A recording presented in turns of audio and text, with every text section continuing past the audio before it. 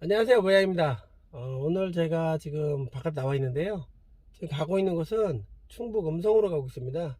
제가 편의점 야간 배송할 때 코로나 대출이라 그래서 사업자로 해서 운전자금 대출을 받은 게 있는데, 그때 제 영업용 남바의 그 번호판이, 법인 남바 번호판이 충북 음성으로 되어 있어서 그쪽에서 사업자 대출을 받았거든요.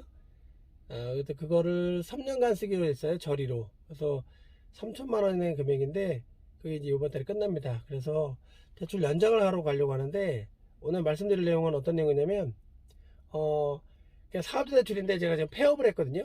편의점 야배송일을 안 하잖아요. 그 폐업을 해서 작년 12월 달에 그 은행에 전화가 왔어요. 그 폐업하시면 대출금을 상환을 해야 된다 해서 전화가 왔는데, 당장 돈이 없는데 어떻게 상환을 하겠어요. 그래서 그 말을 했죠. 어떻게 하면 되겠냐 했더니, 다른 사업자가 있으면 전환이 가능하대요. 근데 사업자가 제가 있는데 부동산 임대사업자만 현재 두 개가 있습니다. 일반 과세사업자와 면세사업자 두 개가 있습니다 했더니, 부동산 임대사업자는 대출을 안 해준대요. 그래서 일반 소상공 사업자나 이런 다른 사업자는 되는데, 부동산 임대사업자는 대출을 안 해줍니다. 즉, 그 돈을 상환을 하셔야 됩니다 라고 얘기하길래, 제가 드릴 핵심적인 내용은 이겁니다. 여러분들이 은행 창구에 많이 가면, 사실 부동산에선 대출 안 나와요. 부동산은 대출 안 나와요. 이게 첫 번째죠. 어떤 거로든 안 나와요. 그러니까 저도 몇 년 전에 할 때도 똑같았어요. 안 나와요. 이렇게 얘기를 합니다. 요번에 제가 이 신용부등재단 거를 만기가 됐을 때 대출을 다시 할 때, 사업자 대출 안 된다고, 부동산 안 된다고 얘기가 나왔을 때, 몇 달 전에, 5개월 전이죠. 한 4개월? 4개월 전에 나왔을 때 생각한 게 있어요. 제가 대출이 많아요. 여러 건수가.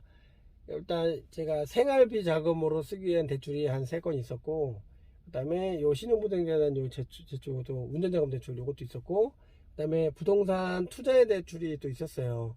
그거는 어쨌든 월세를 받아서 그걸 상환하기 때문에 그건 문제가 없는 거고, 그걸 배제한 나머지 대출이 있었는데, 딱 보니까 아무래도 얘네가 신용조회 했을 때 신용 점수는 높지만 요런 건수가 있으면 대출이 안 된다고 심사가 나올 수도 있겠네 라는 생각이 들어서, 이번에 그 아파트 전세 계약을 하고 증액된 전세 부금을 받았는데, 그걸 가지고 생활자금을 쓰려고 지금 하고 있는데, 그거에서 좀 무리가 되겠지만 이 대출을 다 갚아야 되겠다 해서 몇백만 원짜리부터 몇천만 원짜리까지 싹 다 갚았습니다.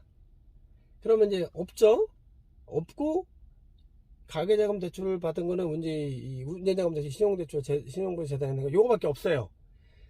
그래서 그 상태를 만들고 여기 간 거예요. 지난번에 갔을 때. 그러니까 조회를 하죠. 하니까 사장님 요거 대출 있어지고 요거 몇백만짜리 갚으시고 갚으셨네요. 없네요. 그래서 예, 다 갚았어요. 없어요.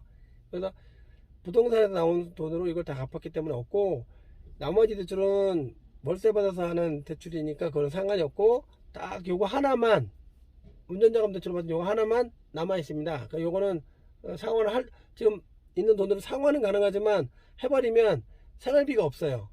그래서 이걸 연장하려고 싶었던 것 뿐입니다. 이것도 한 3년 정도만 쓰려고 생각하고 있습니다. 3년 정도 후에는 이것도 갚을 수 있는 상황이 됩니다 라고 했더니, 자리 저 지점에 최고에 계신 분이죠. 그분이 저를 막 조회하더니, 그럼 사장님 이렇게 하시죠 라고 하더라고요. 네, 일단 보증서는 저희가 이거 대출은 가능할 것 같은데, 현재 있는 임대사업자, 일반과세사업자 임대사업자로 대출은 가능할 것 같고요.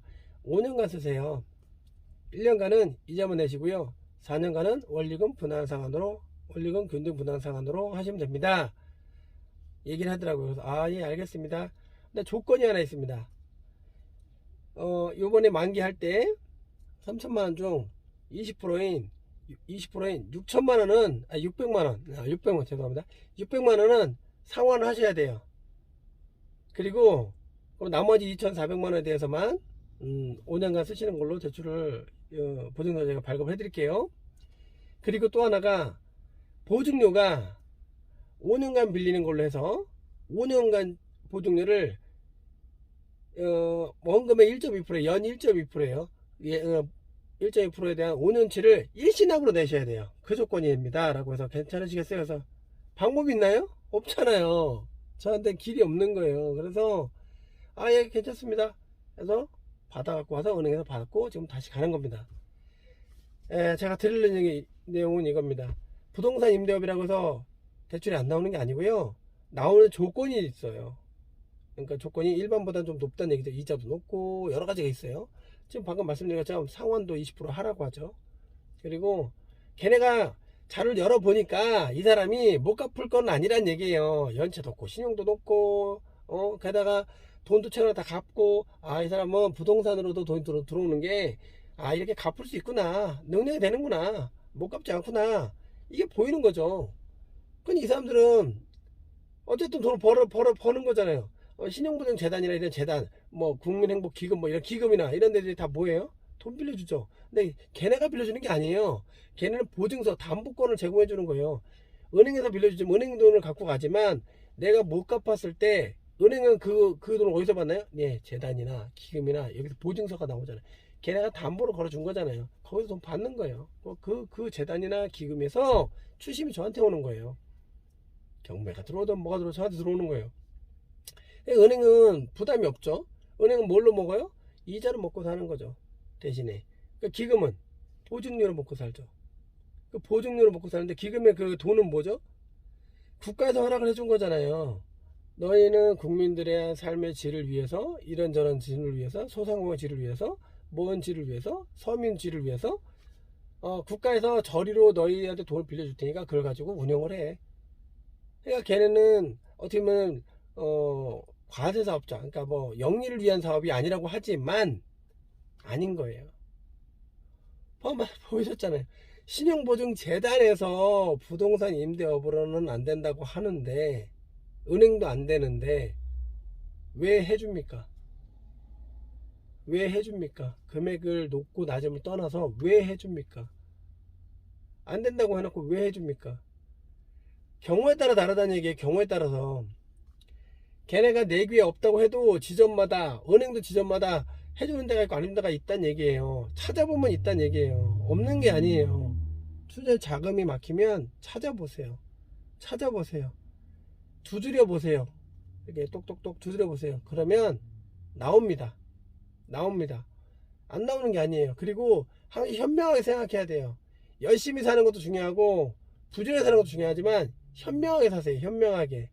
안 된다가 아니라 두드려 보고 계속 의구심을 가져보세요. 왜 안 되나요?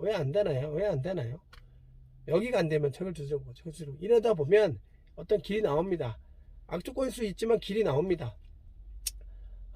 신용보증재단에서 제가 앞에 말씀드린 것처럼 5년치의 보증료를 일시납을 하라는 얘기는 걔네가 5년치에 대한 그 수익을 땡겨 오겠다. 중간에 내가 갚더라도 제가 3년간만 쓴다 그랬잖아요. 땡겨 오겠다 이 얘기예요. 그 은행에게 신용보증이나 이런 보증서를 받아보신 분들은 알겠지만 보증료가 그 남아있는 원금에 대해서 매기게 돼 있어요. 선치로. 자, 2,400만 원에 대한 1.2%의 보증료가 나옵니다. 보증료가 좀 높을 수도 있을 수 있지. 1.2%가 기준이에요. 그러면 2,400만 원에 대한 1.2%를 매깁니다. 1년치를. 그래서 먼저 떼요. 떼고 그러니까 시작하기 전에 뗍니다. 그리고 나서 365일 동안 그 보증서를 쓰는 거죠. 그 금액을 담보금을 쓰는 거죠. 그 다음 해가 되면 또 남아있는 금액 있죠. 그래서 1.2%를 또 뗍니다. 그건 변함이 없어요. 그러면 제가 1년간은 이자만 낸다 그랬죠. 1년치는 2,400만 원 1.2% 맞습니다. 시작할 때 떼는 게. 그 다음 1년 때는 또 남아있겠죠. 2,400 또 떼는 게 맞습니다. 그 다음 1년 지났는데 원리금 균등이라고 했잖아요. 원금을 갚았잖아요. 1년 동안 다 몇백에서 갚았잖아요. 그러면 어떻게 됩니까? 그 몇백이 빠진 돈에 대해서 1,몇백만 원에 대해서 1.2% 떼야 되죠. 그러면 보증료가 어떻게 됩니까? 내려갑니다. 그럼 재단의 수입이 내려갑니다. 그게 크고 작고를 떠나는 게 내려갑니다. 그 다음에 더 내려갑니다. 계속 내려가죠. 마지막에는 없죠. 그게 맞습니다. 근데 왜 5년치에서 선치로 떼낼까요? 계산이 나왔잖아요. 1년간 이자, 4년간 원리금 균등. 그럼 계속 줄어들겠죠. 그리고 내가 중간에 갚아버리면, 갚는다 그랬잖아요. 갚아버리면 없죠. 그러니까 5년치를 선치를 미리 떼버리는 겁니다. 2,400만 원의 수치가 딱 있을 때 아예 떼버립니다. 그 조건으로 하실 거면 사인하세요. 하세요. 그래서 한다고 했죠. 방법이 없으니까. 그 말은 뭔가요? 비용이 많이 나갈 수밖에 없다는 얘기예요. 구조가. 하지만 더 말씀드리고 싶은 거는 안 나오지 않는다, 대출 나온다, 알아봐라, 두드려 봐라, 이 얘기 하는 겁니다. 안 나온다고 해도 나오잖아요. 두 가지입니다. 제가 드릴 메시지는 두 가지입니다. 첫 번째, 부동산인이라고 해서 대출이 안 나오지 않습니다. 1금융 나옵니다. 신용보증재단, 기금 이런 데도 지점마다 다 들여다보면 나옵니다. 그게 첫 번째고요. 두 번째, 그거에 대가가 따릅니다. 일반적인 것보다 비용이 더 들어갑니다. 그거를 감안하시고 생각하시면 앞으로 투자하는 데 있어서 또는 필요한 자금을 운영하는 데 있어서 대출이라는 걸, 레버리지를 활용하는 것에 대해서는 좀 더 편안하고 확실한 투자 방법이 나올 수 있다고 생각합니다. 그러한 전반적인 내용을 또 한번 다뤄보도록 하겠습니다. 감사합니다.